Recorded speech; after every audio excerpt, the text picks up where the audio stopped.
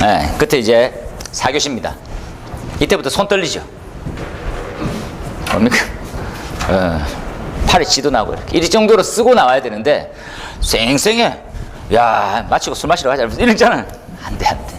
보통 보면 진이 다 빠질 만큼 쓰시는 분도 있고, 저는 약간 좀 그런 스타일이었고, 근데 체력 좋으신 분은 꼭 마치고 술 한 잔 드시러 가시고 뭐 이런 분들 많이 있더라고요. 그래서 이제 저도 이제 마치고, 원장님이 이제 다 시험 친 사람들을 이제 불러가지고 술 한 잔 하자고 이렇게 했었는데, 속으로 뭘 생각했냐면, 야, 체력 좋다. 술 마실 수 있는 힘이 있구나. 대단하다. 이런 생각이 있었어요. 그래서 제가 두 번째 시험 마칠 때부터가 피곤하더니 세 번째 시험부터는 이제 손을 그러니까 멍하더라고, 사람이. 너무 처지는 거예요. 그러니까 집에 오면 그냥 시체처럼 잡니다. 다음날 아침까지. 아무것도 못 하는 거야. 그죠? 근데 4교시 마칠 때고 나는 술 한잔 하러 갈 뻔했습니다. 저는 네 번째 시험 치고. 말씀드렸죠? 붙은 줄 알았거든. 아, 내가 내야 되나? 아, 오늘 술 내가 다 낸다고 할까? 2차까지 가자. 시험을 하고 싶었는데, 또 와이프 만나니까, 와이프 차를 그때 네 번째 시험부터 그 차를 갖고 왔거든요. 차를 잘 쳤나? 아휴, 뭐, 까만 건 글씨고 흰 건 또 그 소리 안 해. 이러면서. 아, 그냥 뭐, 좀, 뭐, 아는 것도 있고. 그러니까, 에휴, 이러는데, 운전해 가는 거죠. 제가 얼마 전에 우스갯소리를 했었는데, 그 전에 말씀드렸잖아요. 기술사 합격했던 건 하나도 자기가 기쁘지 않았었는데, 급여가 들어오는 순간 너무 기쁘더라고. 그러니까, 자기가 뭐 기술사가 중요한지 뭔지 아나? 근데 급여가 그렇게 많이 들어갈 줄 몰라가지고 깜짝 놀라서 즐겁더라. 이렇게. 그런 거죠. 이거 한번 보면, 4교시 1번입니다. 대규모 데이터죠. 대규모 데이터. 대규모 데이터의 가장 큰 핵심은 뭡니까? 요 방향성은 좀 다르죠. 이 문제는 너무 안 좋은 문제에 가까워진 거예요. 왜 가까워집니까? 하면, 아니, 불이 탔어. 그럼 불이 탔는데 중요한 게 탔을 수 있으니까 그 중요한 걸 생각해봐. 이렇게 해도 할 수 있지만, 우리가 지금 공부해야 될 게 데이터 센터에서는 화원이 제일 중요하거든요. 화원을 알아야 다음에 그걸 끌 수 있을까 없을까를 고민하는 거지, 사라진 데이터가 우리하고 무슨 상관입니까? 그 데이터 센터의 데이터, 개인, 뭐 정보, 신원 조회, 이게 우리하고 무슨 상관이 있어요? 소방하고는 전혀 별개라는 거지. 그죠? 근데 이걸 지금 답을 내준 형태가 화재보험협회거든요. 화보는 재산적 가치에 대해서 보험을 들잖아요. 이해됩니까? 그러니까 배터리가 100억, 뭐 100만 원이야. 이러면 그게 아니고, 그 데이터 안에 1000억의 가치가 있으면 10억짜리 보험 든다든지 100억짜리 보험을 들고 이런 거란 말이죠. 그거에 대한 내용이 나오길래 좀 놀랐습니다. 이게 뭐가 중요하지, 이렇게. 그죠? 그래서 제가 이제 토요일 날 문제를 받아가지고 봤는데, 그걸 왜 냈지? 이 생각이 순간적으로 딱 들었어요. 원래 어떻게 되냐면, 대규모 데이터 센터죠. 거기서 발생되는 화재의 원인, 위험성, 소화대책에 대해서 적어라. 이렇게 딱 돼야지만 우리 문제거든요. 근데 갑자기 업무 중동이라는 리스크. 뭡니까? 휴가 가겠네. 이런 거 있잖아요. 야, 땡 잡았네. 이런 거 있잖아요. 뭐 리스크가 있을까? 야, 논다. 이러면서 출근 안 하면 되잖아요. 그게 약간 좀 이상하게 됐더라고. 제가 말씀드리고 싶은 거는 데이터 센터에서 화재가 발생했잖아요. 그 화원은 배터리 화재였습니다. 가스계 소화 설비가 동작했음에도 불구하고 불은 안 꺼졌죠. 그 부분을 깊이 봤어야 되는 거죠. 제 입장입니다. 그렇죠? 데이터 업무 중단에 대한 리스크, 이건 뭡니까? 진짜 보험적인 생각이잖아요. 이걸 또 내셨더라고. 그 밑에 보니까 뭡니까? 이렇게 업무 중단에 어떻게 해서 이렇게 데이터 뭐 센터, 기밀 데이터에서 이중화해라, 뭐 이런 좋은 말이긴 하죠. 소방하고는 좀 별개지만. 그래서 뭐 이런 것도 있네요. 데이터 손실, 각각의 연기 침입, 이런 것들이 있습니다. 뭐 데이터가 메모리 이런 것들을 지금은 좀 전부 다 그 뭡니까? 반도체 칩으로 바뀌었지만 옛날에는 이렇게 테이프처럼 막 감기면서 그게 저장 장치였거든요. 그게 열에 되게 취약해. 그 얘기 막 설명돼 있더라고요. 드럼, 카세트 이런 거 있잖아요. 이게 뒤틀릴 수 있다는 건 이런 얘기를 하는구나 생각이. 여하튼 나왔으면 좋았을 문제인데 특이하게 나와서 놀랐던 문제입니다. 넘어갈게요. 그 다음에 4- 얘는 앞으로 향후 몇 번째는 무조건 나와요. 계속. 몇 번 연속으로 나와도 상관없습니다. 지금 답이 없죠. 지금 건설 현장에서는 크게 두 가지 갈래로 하세요. 어떤 갈래로 정리하면 되겠습니까? 하면 법적인 형태만 먼저 한번 봅니다. 자, 건설 현장이에요. 건설 현장. 건설 현장. 이게 이제 개요에부터 시작해요. 건설 현장의 그 소방 대상물은 특정 소방 대상물이 아니란 말이에요. 이해됩니까? 특정 소방 대상물이 아니니까 소방시설 설치 의무가 없는 거예요. 이게 가장 큰 겁니다. 이해되죠? 항상 공사를 하고 있는데 소방 대상물이긴 맞아요. 왜? 불나면 꺼야 되는 건 맞아. 근데 소방 설비에 대한 설치 의무는 없는 거예요. 이해되시죠? 예, 건설 현장은 소방 대상물이지. 소방 대상물잖아요. 산, 뭐 이렇게 뭐 구조물 이런 거 다 들어가거든요. 그런데 특정돼 있지 않다는 거지. 특정이 아닙니다. 특정이 아닌 거예요. 특정이 아님으로써 소방시설은 안 들어가는 거예요. 안 들어가는 거예요. 이해되죠? 소방시설이 안 들어가다 보니까 크고 작은 문제가 계속 생기는 거지. 그래서 큰 고심을 하는 거죠. 야, 여기다가 넣자. 결론을 내린 거죠. 그런데 이게 근거가 애매한 거예요. 누구를 시키지? 시공자냐? 건축주냐는 거지. 누가 처벌받습니까? 감리자 처벌 제외. 이해됩니까? 감리는 처벌이 전혀 없어요. 임시소방시설에 대해서는 전혀. 임시소방시설 안 돼 있으면 감리를 불러. 왜 안 돼 있습니까? 뭐 하면 됩니까? 뭐 하면 된다고. 왜요? 저하고 무슨 상관이냐고. 그게 있으면 누구하고? 시공자한테 가라고. 시공자. 시공. 왜? 시공하면서 불낼 거거든요. 그래서 누가 의무가 있습니까? 하면 시공자예요. 임시소방시설입니다. 시설은 시공자, 공사업자가 책임을 집니다. 이해되죠? 그 더 놀라운 거는요. 공사업자를 책임지니까 문제 커져서 뭐 건축 허가 계획 당시에 발주처가 임시소방시설 계획을 제출하게 돼 있어요. 그걸 복합적으로 딱 때려 놓은 거지. 책임은 이 사람이 집니다. 현장에 설치 안 돼 있으면. 이해되지요? 그걸 가만 기다렸어. 또 크고 작은 문제가 계속 생기는 거야. 그래서 이제 안 되겠다. 시설 가지고는 안 되겠는데 관리자도 두는 거야. 감독자. 누굴 둡니까? 건설 현장에 소방안전관리자를 둡니다. 건설 현장 소방안전관리자.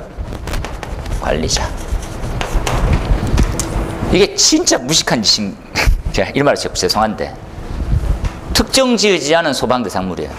모호한 거예요. 얼만큼 지어진지도 모르겠고. 그런데 소방안전관리자를 배치하는 거예요. 대상이 없는데 사람을 배치하는 것과 똑같은 겁니다. 이해됩니까? 그걸 착공을 했는데 공사 없어. 그럼 소방안전관리자 있어야 되잖아요. 소방안전관리자 업무 또 있거든. 그거 안 하면 또 위반인 거야. 이런 제도가 어디 있습니까? 제가 이거 제도 만들어질 때 저랑 연락하신 분하고 제가 또 막 했거든요. 그러니까 이거 좀 이상한 거 아닙니까? 그랬더니 그래도 워낙 분위기가 안 좋아서 만들어야 됩니다. 그래서 만들어진 거예요. 원래 뭐가 있습니까? 안전관리자가 있어요. 건설 현장 전체의 안전을 책임지는 안전관리자. 거기에 화재, 전기, 뭐 방폭, 가스, 위험물, 건축, 뭐 비계 전부 다 들어있다고. 그 사람이 다 책임지는 거예요. 이게 뭐 넣어가지고 사람만 괴롭히는 거고. 그러니까 양벌 책임을 지는 거예요. 야, 니도 잘못했고 시켜. 니도 잘못했어.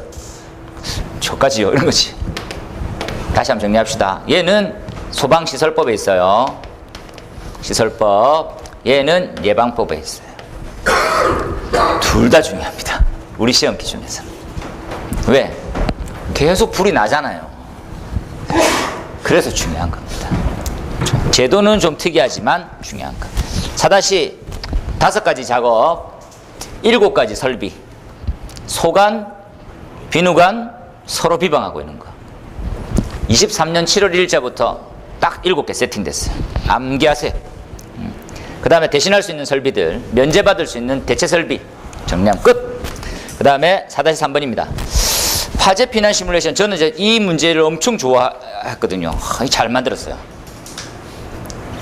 이게 왜 그러냐면 이렇게 피난 시뮬레이션이나 화재 시뮬레이션은 그러니까 시뮬레이션을 할 수 있는 사람의 영역이라고 생각했었는데 일반인이 봐도 이렇게는 해주는 게 맞겠다라는 것들을 정말 잘 풀이한 거. 풀이는 짧지만 잘했어. 첫 번째 봅시다. 건축 설계안에 대해서, 건축에 대해서 뭐 화재 위험성 그리고 그런 것들 다 실험해라는 거지. 당연한 말이죠. 건축 설계 틀 안에서 패시브형 화재 위험 평가 줄쳐놓으세요.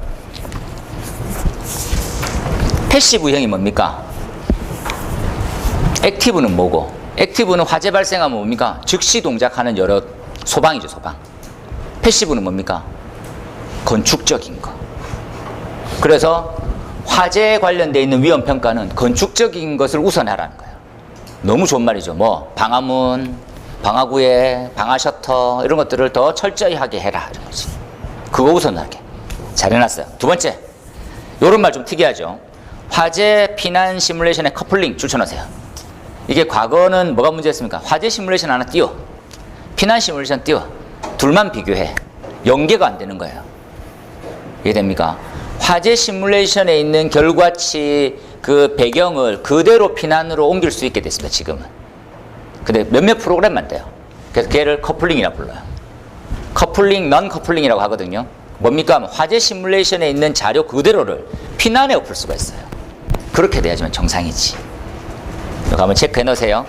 그 다음에 3번에 화재 시뮬레이션 시나리오 수행 결과의 신뢰성이 점점 올라가야 되겠다. 좋은 말이죠. 그리고 4번에 피난용 승강기 설계안에 대한 검증. 아, 이거 제일 큰 문제입니다. 지금 피난용 승강기가 있어. 그 피난용 승강기를 어떻게 운영할까에 대한 매뉴얼은 없어. 설치만 하고 어떻게 하라는 말은 없는 거예요. 그걸 설계의 안을 만들고 검증을 해달라는 거지. 어떻게 하는 경우가 있는지. 근데 없어요 지금. 그렇죠? 그 다음에 뭐 화재와 비화재 반응 시간 구분 잘해서 계산해. 피난 시뮬레이션은 시간의 싸움이다, 그죠? 그 다음에 제실자의 특성을 반영해 주세요. 이게 지금 우리 어떻게 합니까? 우리나라의 인구 비율만 얘기하는 거예요. 이해됩니까? 우리 부산의 인구 비율, 노인 몇 명, 노인 몇 프로, 장년 몇 프로, 여자 몇 프로, 애 몇 프로. 그게 끝인 거예요. 다시 한번 이해해 볼까요? 지금 지어지는 아파트가 20평대예요. 주로 누가 삽니까?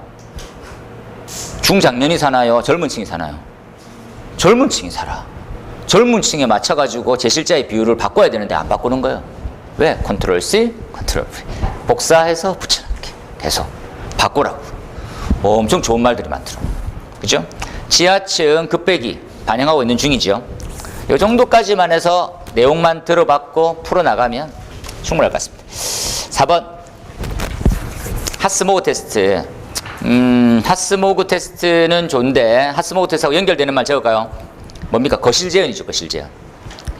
거실 재현 설비. 거실 재현의 뭐 기능 여부를 판단할 때 하스모그 테스트가 우선돼야 됩니다. 좋은 말이에요. 하지만 좀 삼각형인 거, 걱정인 건 뭡니까? 주차장에 거실 재현이 가능할까요? 이렇게 고민하는 거죠.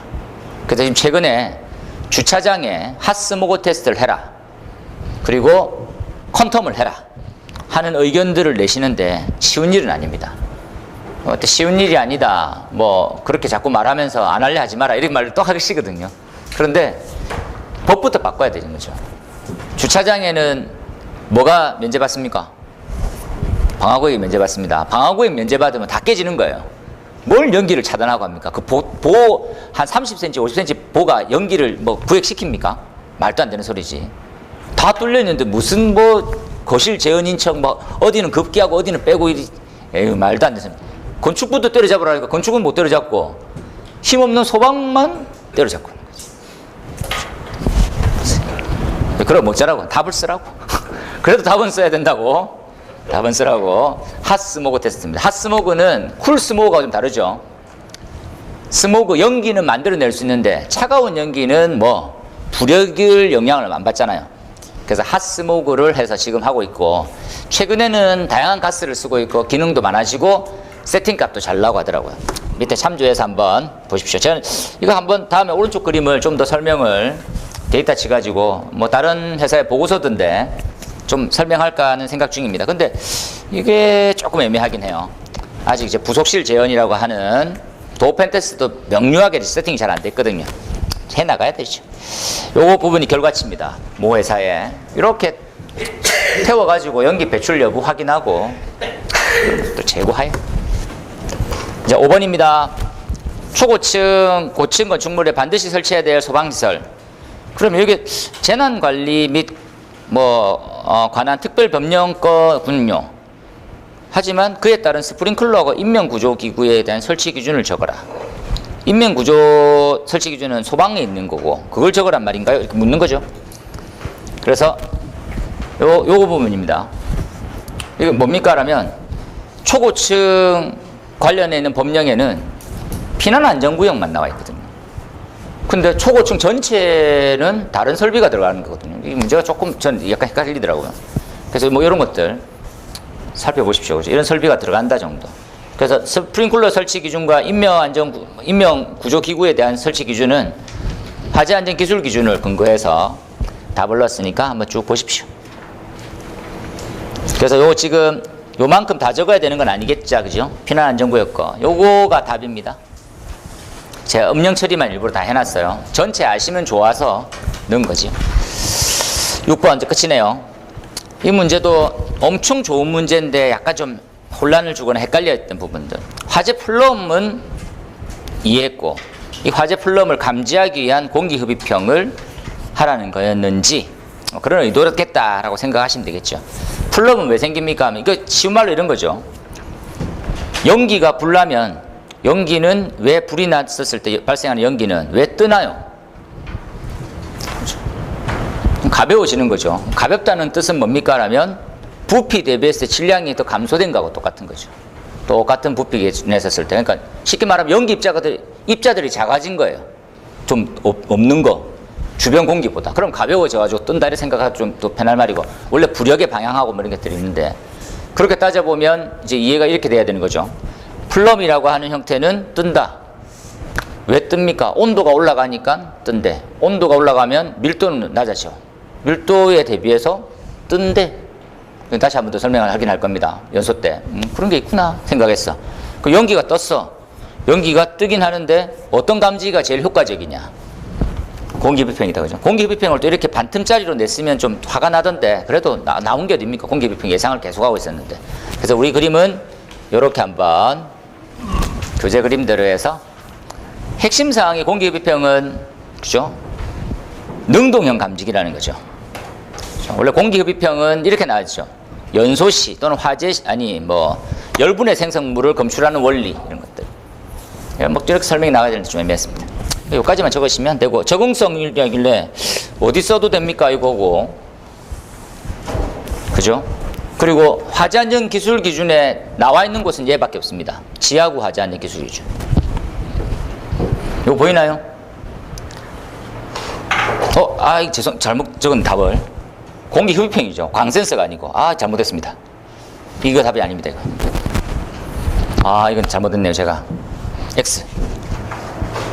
딜빵하네요. 이건 잘못했습니다. 그래서 여기까지만 적어주시면 돼요. 우리 법은 따로 없네요. 여기까지. 너무 긴 풀이였네요. 죄송합니다. 원래 생각은 1시간 반 정도 뭐 말할 건덕지도 필요 없고 자료 다 보면 다 나오고 다음 문제를 예측하는 시간으로 한번 만드는 건데 조금 풀이가 좀 길어졌네요. 또 말도 많이 하고. 이번 시험은 아쉬운 점도 많았고 좀 괜찮았던 문제들도 엄청 많았고, 하지만 늘 칼을 갖고 계셨으면 좋겠습니다. 자기한테 맞는 문제 나올 때까지 계속 갈다가 내 거다 싶으면 한 칼에 배워야지 내가 조금 높은 점수로 수월하게 합격할 수 있지, 계속 갈고 있는 거죠. 그래서 이렇게 쭉 가다가 한 칼 빼기 전에 딱 보니까 오늘이 아니군. 답답한 오늘도 아니군. 또 아니군. 야, 그 칼집 빼긴 빼냐? 아니야, 기다려. 이번이고 팍!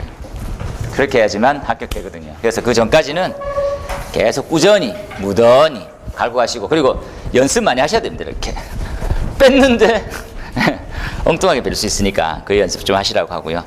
여하튼 초파일 날 이렇게 절밥 먹으러 가셔야 될 분도 있을 텐데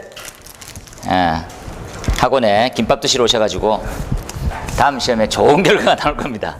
믿어 의심치 않으니까 늘 응원하고요. 그리고 다음 주부터 본 수업이 들어가고 개강은 24일쯤이랍니다. 하여튼 그때부터 다시 한번 힘을 내서 나머지 남은 131회와 내년 초에 있을 132회를 꼭 잡도록 했으면 좋겠습니다. 되겠지요? 여하튼 시험 친다고 고생 많으셨고 오늘 또 오신다고 고생 많으셨습니다. 오늘도 고생했습니다. 고생했습니다.